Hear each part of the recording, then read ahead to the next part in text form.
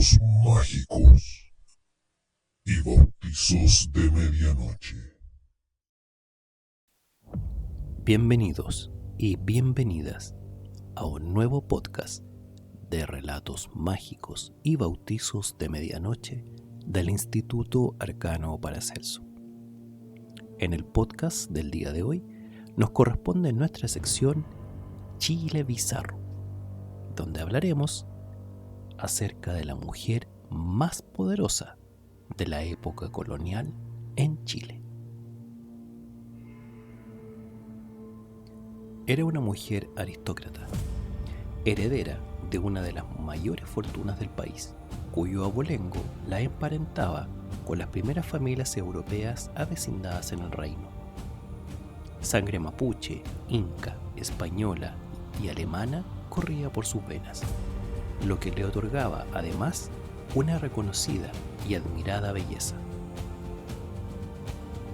Era encomendera y estanciera, manejaba el oro del siglo XVII y con él hacía funcionar las redes de influencia que construían el poder de las élites locales, subraya la historiadora Alejandra Araya.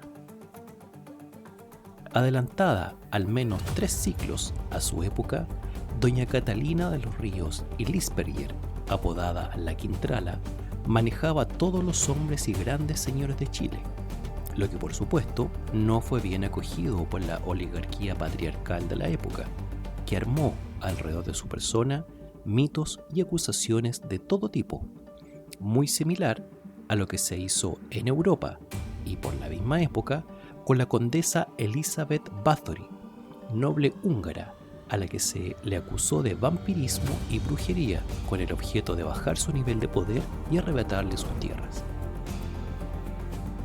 Como Bathory, la Quintrala fue convertida en un mito y por casi 200 años se pensaba que no había existido, que era una criatura mítica inventada por los viejos para espantar a los niños. Acaba toda tu comida o la Quintrala te llevará con el diablo, amenazaban a los pequeños de inicios del siglo XIX. Básicamente una versión femenina del cuco, hasta que en 1877 Benjamín Vicuña Maquena publicó Los Lisperger y la Quintrala, donde le dio nombre y apellido y presentó lo que hoy se conoce de la princesa oscura y pelirroja de la época colonial chilena. El texto se publicó por entregas en periódicos y luego como libro, y gozó de un gran éxito a finales del siglo XIX. Vicuña Maquena no tenía mucha información sobre la Quintrala, solo los cuentos que le contaban sus nanas y el testamento que todavía existe en el Archivo Nacional. Curioso es el paralelo que se puede hacer con Drácula, entre paréntesis, nombre que además suena parecido Drácula, Catrala, Quintrala, cierra paréntesis, personaje de la literatura y un mito que por mucho tiempo fue considerado una criatura fantástica, fruto de los delirios de un escritor irlandés y de campesinos transilvanos.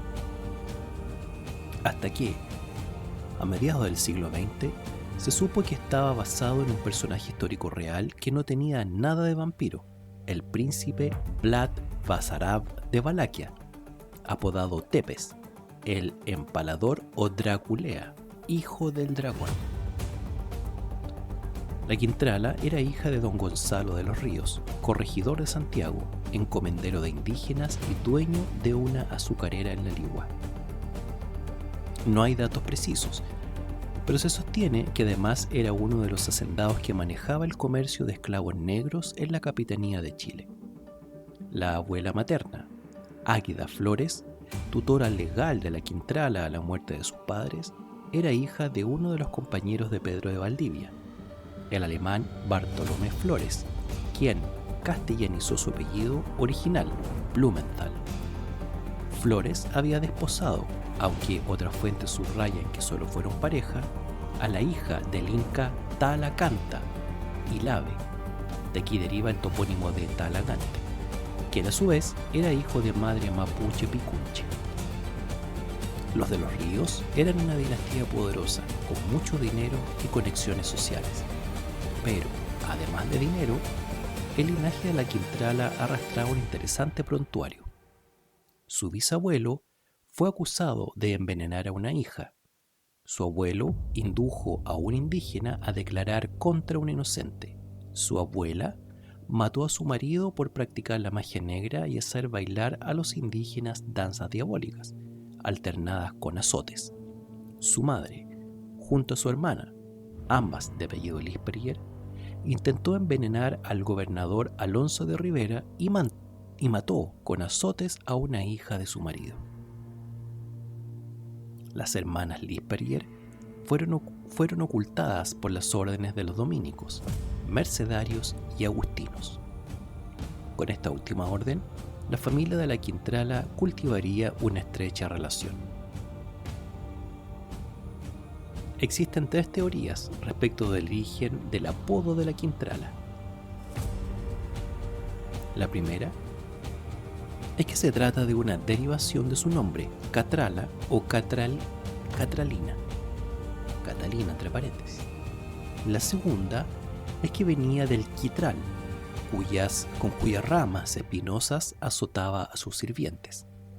La tercera es más bien de naturaleza literaria, en cuanto la escritora chilena Magdalena Petit afirmó que venía del color rojo de su pelo, detalle que concluyó a partir de los libros de Vicuña Maquena. A los 18 años, se la acusó de haber asesinado a su padre dándole de comer un pollo envenenado. Aunque su tía la denunció ante la justicia, nada pudo probarse. Se sostuvo, además, que ultimó a un caballero de la Orden de Malta en sus aposentos, Enrique Muñoz de Guzmán.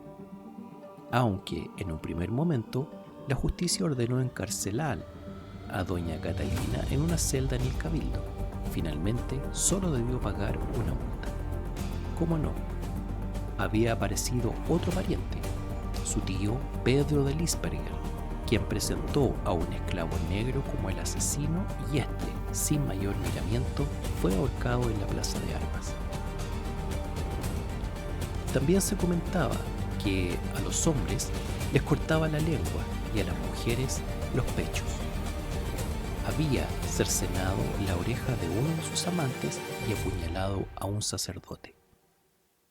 Lo que sí está escrito son las actas del juicio de residencia al gobernador Francisco Meneses, que se instruyeron por maltrato a la gente que servía a la Quintrala, donde se hacía referencia a la muerte de una esclava cuyo cuerpo no se pudo encontrar. Y con más de 70 años de edad, entre 1666 y 1667, doña Catalina debió cumplir prisión en su domicilio por dar pagos indebidos al gobernador, que posteriormente fue destituido. La historiadora María José Cumplido pone énfasis en que no fue más malévola que cualquier hacendado de la época. Lo único llamativo es que era una mujer que se portaba como hombre y que la sociedad colonial era bastante violenta. En su testamento legó parte de su fortuna a la iglesia de los agustinos, donde estaban enterrados sus parientes. Además, dejó un dinero para financiar la procesión del Cristo de Mayo y mandó que tras su muerte se celebraran 1000 misas por el descenso y el descanso de su alma.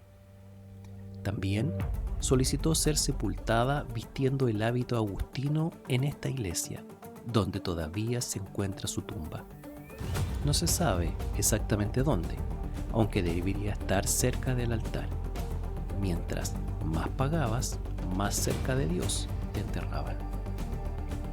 La leyenda dice que cuelga del infierno de sus cabellos y que, mientras grita para no arder en vida en el lago de fuego de Satanás, envía a su fantasma a comunicarse con los vivos.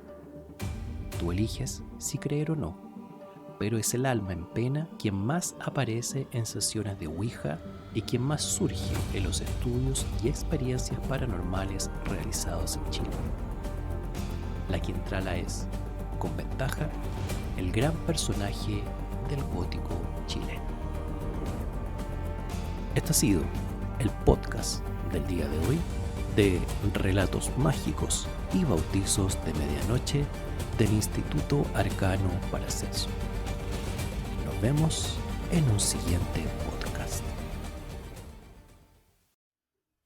Relatos mágicos y bautizos de medianoche.